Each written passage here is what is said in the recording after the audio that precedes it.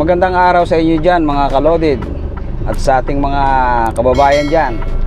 Nandito tayo ngayon sa Dirab at titingnan natin ngayong araw na to kung mahaba ang pila dito sa Dirab paakyat.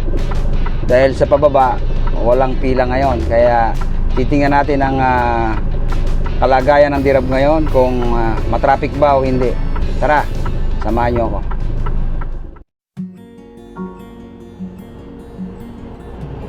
Ito ang Dirab. Ito ang pinagsasawaanan ng ating mga kalodid itong lugar na ito. Kaya tara, lulusong ngayon tayo sa Dirab. Ayan mga kalodid, oh. Ang haba ng traffic, di ba? Nakikita nyo yan. Ganyan ang sitwasyon ngayon dyan sa Dirab.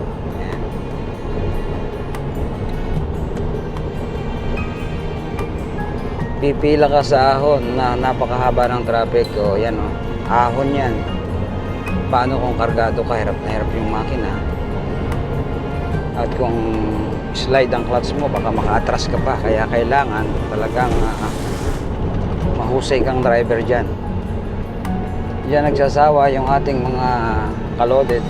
Kaya yung iba nag-uwi na sa atin, nag-forgot na dahil dito sa Dirab na ito. Ayan mga kalodid, oh. Pahon na tayo, pahon sila, palusong naman tayo.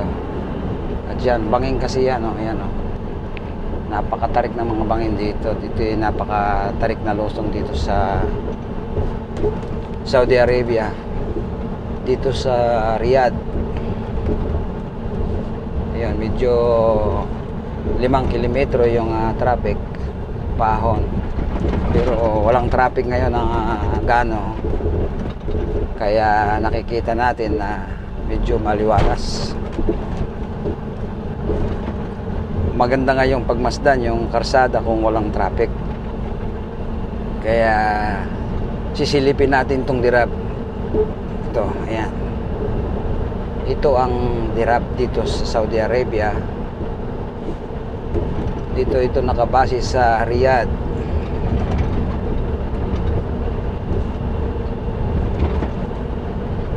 Ito yung lugar na pinagdurusahan ng marami nating mga kalodid dito sa Saudi Arabia, kasi napakahigpit nito. Pagka yung kunting pagkakamali mo, overtake ka, may kakalagyan ka. Pinakamahinang fine mo dito mga 3,000 hanggang pinakamababa ang 1,000. Kaya hindi ka pwedeng overtake ng ganon-ganon lamang. Kaya kailangan natin ng isang magandang disiplina sa ating sarili kung ganito ang mga policy sa mga ganitong klase ng mga dinaraanan dito sa Saudi Arabia. At itong Dirab na ito mga kalodid, kung alam naman natin dyan at yung mga matagal na rito sa Saudi Arabia, pag yung kapanahonan ng mga winter at maulan, bawal ditong truck, bawal lahat ng bihikulo na lumusong. Unless halimbawa yung mga maliliit pinapayagan, sila lang ang may karapatang lumusong. Dahil marami na ang namamatay dito sa kurbada na yan. Yan, dito sa lugar na to, dito sa Dirab na ito. Kaya pinag-iingat sila ng mga kapulisan. Masyado kasing matarik. Pangalawa, mga kurbada ang daan at madulas. Dito kasi naiipon yung mga langis pagka yung tag-init, pag tag-ulan ayan na. Pag dinaraanan ng mga sasakyan, nagkakaroon sila ng slippery, madulas na karsada.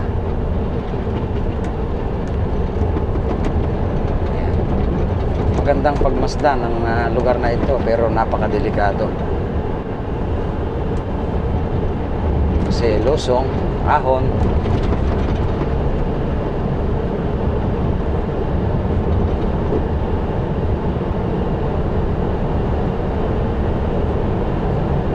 May mga nagpa-farm dyan sa baba, mga kalodid. Ayan. May mga nagpa-farm din dyan. Ayan pa, mga nagpa-farm, mga nagtatanim ng mga sibuyas, pakwan, mga gulay, talong, okra. Marami ring mga tanim ng mga gulay. At yan ang kalaban namin, yung camera na yan, Gudrado na yan. Yan yung umuubos ng pera ng ating mga kapwa driver at mga kaloded dito sa Saudi Arabia, kasi pag overspeeding ka dyan, ikislapang ka ng 150 riyals. Eh kung makaapat ka o kung makasampu ka, mayaman na sila. Ayan, nakikita natin sa gawing kanan may mga taniman ng dates. Yan po yung malaki farm. Mayayaman na po ang may-ari niyan, mga amir. Mga amir yan, mga amir ng Saudi Arabia ang may-ari niyan. Kasi dito sa Saudi Arabia, mga kababayan at mga kaloded, pa ikaw ay nagka-farm dito, ikaw ay isang rich man, ikaw ay mayaman dahil sa mahal ng tubig. Mas mahal pa sa krudo at saka langis at gasolina ang tubig dito. Ayan, 1:3 ang labanan. Isang pirasong 1 liter, 3 piraso ng 3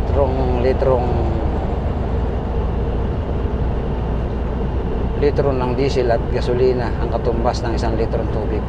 Baka nga hindi pa umabot, kasi yung 1 liters, yung isang bote lang na 1/4 liter lang is 1 riyal. Gaano ka konti lang yon. Isang bottle lang na maliit ay yung 1 liter na diesel is 50 halahala lang.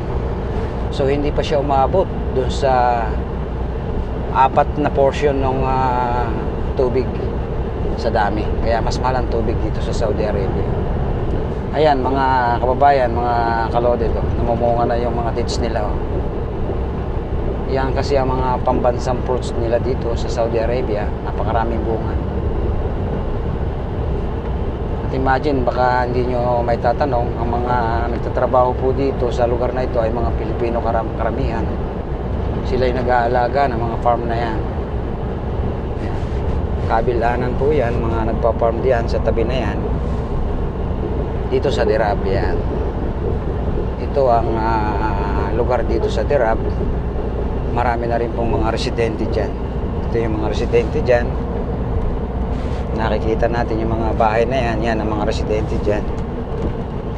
Kasi malamig ho rito sa lugar na ito pagka yung araw ng mga taglamig. Ayan, nakikita natin yung mga trucks, mga kaloded natin na galing Jeddah. At tayo naman ay going to Jeddah from Riyadh. Ito po yung nag-uugnay na karsada patungo sa mga lugar na yan. At ito po yung pinaka main road dito sa Saudi Arabia, itong lugar na ito. Dirab at saka Torma. Yan po ang main road patungo ng Jeddah. At marami na pong sanga-sanga yan.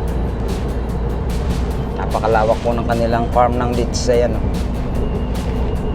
hektarya yung kanilang farm ng dates dito sa Saudi Arabia, dito sa Riyadh.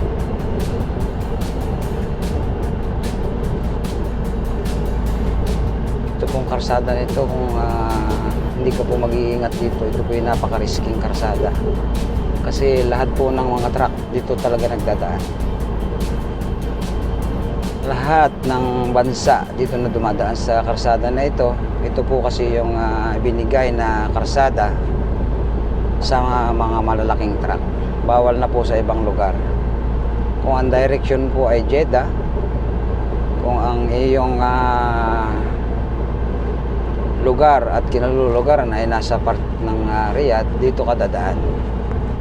So ito yung pinakamalapit na daan ng patungong Jeddah kung nasa Riyadh ka. Kung gusto mo naman na medyo maalwan-alwan ang iyong pagta-travel, pwede ka na rin po doon sa kabilang daan papunta ng Tumama to going to Medina. Gasim Road. Yun. Marami na pong mga residente dito sa lugar na ito, kagaya niyan. Napakahaba ng nakita nating mga residente. At dito rin kami kumakain kung minsan, kasi may mga restaurant dyan sa mga baba na yan, bago kami pumunta ng parking ng Dirab.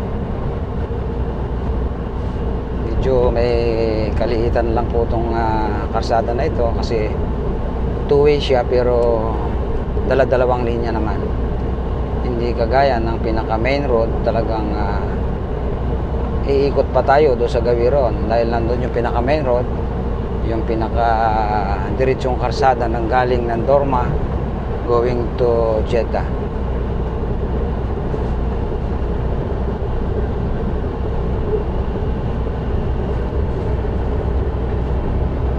Ayan, nakikita po natin yung mga kabundukan na yan, oh. Para tayong nasa Egypt kasi yung mga bundok nila, may mga ginto po yan, may mga kayamanan yan dyan sa kalagitnaan ng mga bundok na yan, kaya bawal ka dyan. Designated area, kumbaga hindi pwedeng papasok ka dyan ng basta-basta. Kaya po ang mga karsada rito sa Saudi Arabia ay may mga bakod na alambre sa left and right, kaliwat kanan, dahil nga ang mga kabundukan nila rito ay napakaraming kayamanan, mga mine kagaya ng gold. Yan, unang-una na yung gold langis, kaya ang may karapatan lang na pumasok sa kanilang mga kabundukan or desert ay yung mga lokal lang at yung mga miners. Yan, dahil kung tayo isang travelers lang, pinakamataas nating pinakamalayo lang natin pwedeng malakaran, siguro pwede na yung hanggang 1 kilometro lang. Not allowed ka na sa pangalawang kilometro from along the road. Ganon yung policy.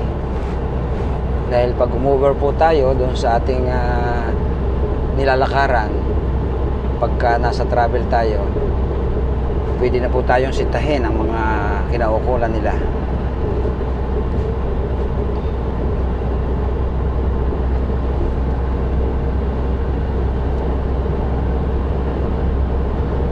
Marami na pong nag-farm, gaya-gaya na sila, o kaya kakaiba na rin dito ang mga farm, at sila ay mga bagong sibol, dahil sila ay mga bagong sibol na nagpa-farm. Hindi pa sila makabuo ng maraming mga pananim dahil nga napakamahal ng tubig. Kasi kung wala kang pondo para magpagawa ng deep well na napakalaki ng ginagastos, hindi ka makakagawa ng isang farm dito sa Saudi Arabia. Kasi alam nyo na, napakalalim ng tubig dito dahil napaka-desert ng ilalim. Ang madadatnan mo pag nagawa ka ng deep well ay baka langis at saka gasolina o diesel. Lalampasan pa raw nila yung tubig, ayon sa mga nakakwentuhan natin ng mga miners sa Aramco. Kaya ganun kahirap ang tubig dito sa Saudi Arabia. Kaya napakalaki ho ng gastos, million reals bago ka makapagpagawa ng deep well, at bago ka palang makakapagpagawa ng mga farm na yan. Masyadong expensive, no guys? Kaya mas masarap pa sa atin sa Pilipinas, dahil sa atin kahit saan ka gumawi, mabubuhay ang ating mga itatanim.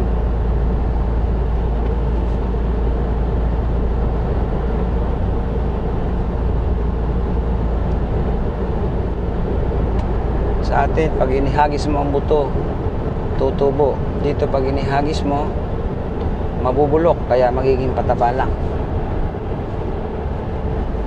Kaya sabi nga po ay mapalad pa rin tayo sa kanilang kalikasan. Kung ikumpara mo yung kalikasan sa atin at saka dito sa Saudi Arabia at sa atin sa Pilipinas, hamak na napakaganda ng ating lugar. Dangan nga lang, talagang wala tayong mga mine na kagaya sa kanila at diyan sila yumayaman. Kung may mga may mga mine din po naman tayo ay yung mga kakayanan lang ang nakakapakinabang at hindi napupunta sa gobyerno ng tama. Kaya sana maging maayos ang ating mga pamamalakad sa atin at ng makagaya rin tayo ng mga bansang kagaya nito.